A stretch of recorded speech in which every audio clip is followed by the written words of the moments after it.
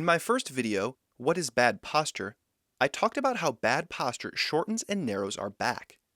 To quickly recap, we saw that nearly everyone in modern civilization rotates their pelvis forward and down, and rotates their ribcage back and down.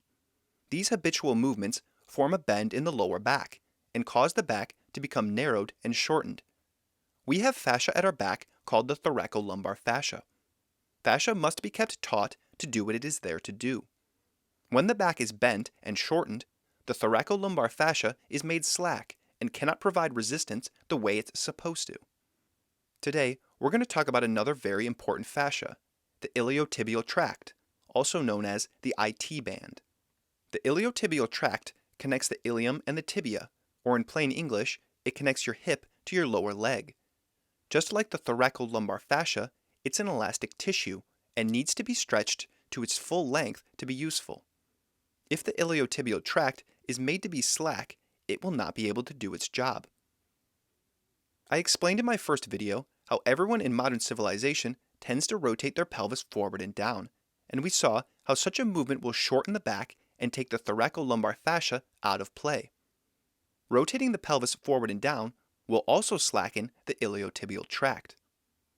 We can see in this picture that the iliotibial tract connects at the top front end of the pelvis and at the side of the knee.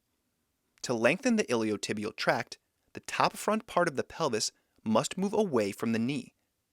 If you rotate the pelvis forward, however, you are moving the top of the front part of the pelvis down towards the knee.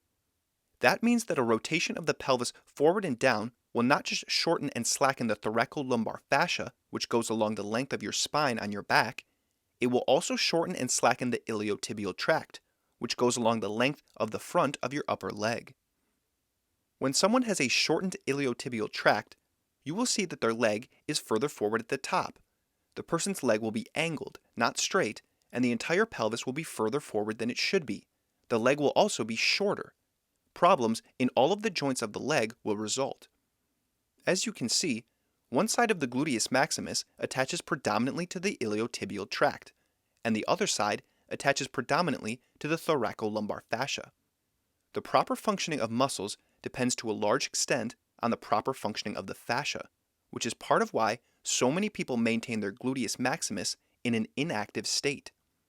Even people who have strengthened their gluteus maximus in exercises will display this problem in their legs because, though they are capable of strengthening the muscle itself, they have no ability to bring the muscle into play when they're standing, sitting, walking, or doing any other daily activity.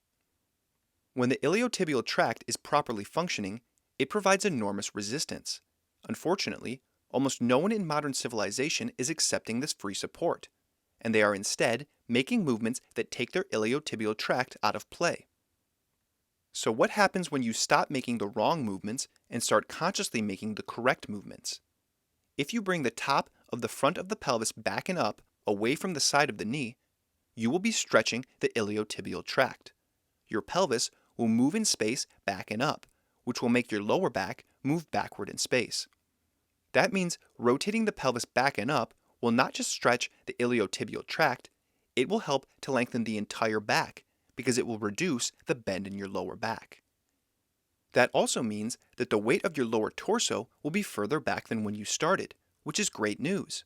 Because when the weight of the lower torso is further back, that weight will push the back of your pelvis down and the front of your pelvis up, which is exactly what we want.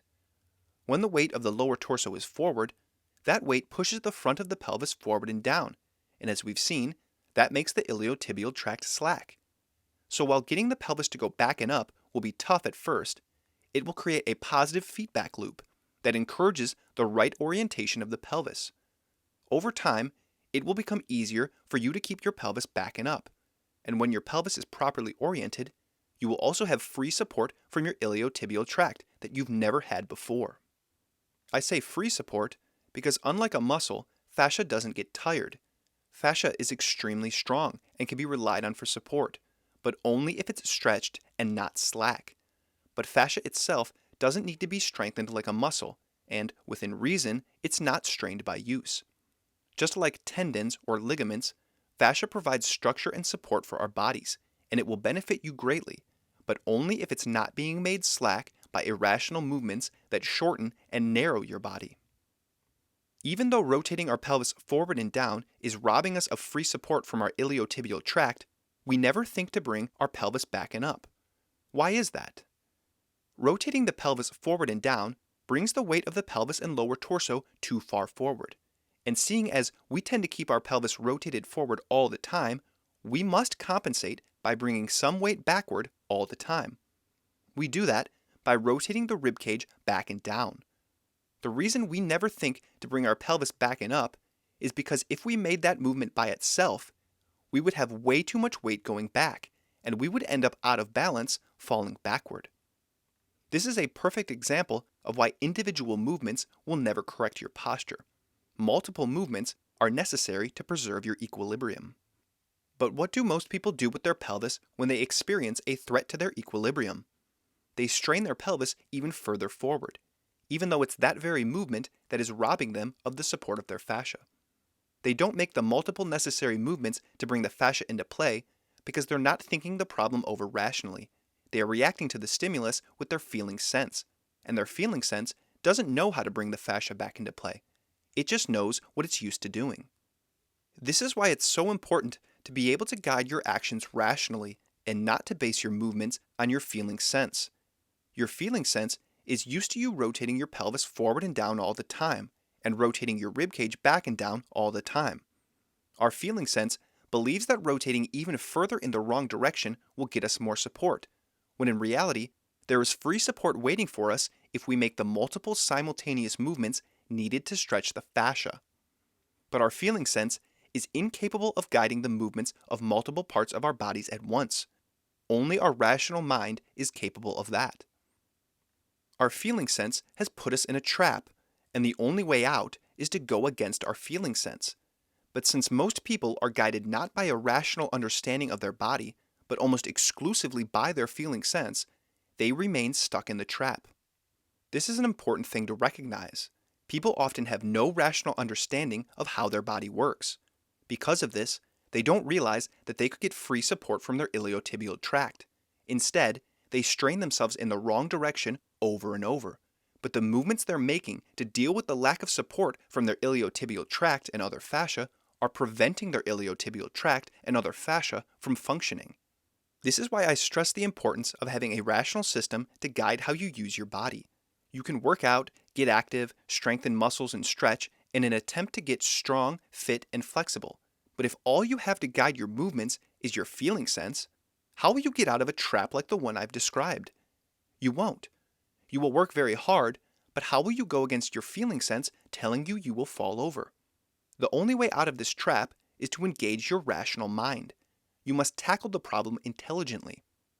It's unfortunate that so many people work their butts off to improve the condition of their body and their health, but fail to realize that though they've worked really hard, they've done nothing to change their bad posture, because working hard in the wrong way doesn't lead to positive results. Working hard with your iliotibial tract and your thoracolumbar fascia slack and out of play is only cementing you into bad habits and taking you deeper into your bad posture. If you want to correct your posture, I recommend the system created by Masoero called the Initial Alexander Technique, as it's based around bringing the various fascia in the body back into play. That is done by developing your ability to guide your movements with your reasoning mind and not your feeling sense. When your thinking is no longer confused and muddled, you will be able to make multiple concerted movements that change the geometry of your torso, that lengthen and widen your torso, and thereby allow your fascia to do what it is there to do. You are also welcome back to this channel, where I will be exploring the various misapprehensions we have about our bodies, and how we can overcome the restrictions and limitations that are formed by those misapprehensions. Thank you for your time. Questions and comments are always welcome in the comment section below.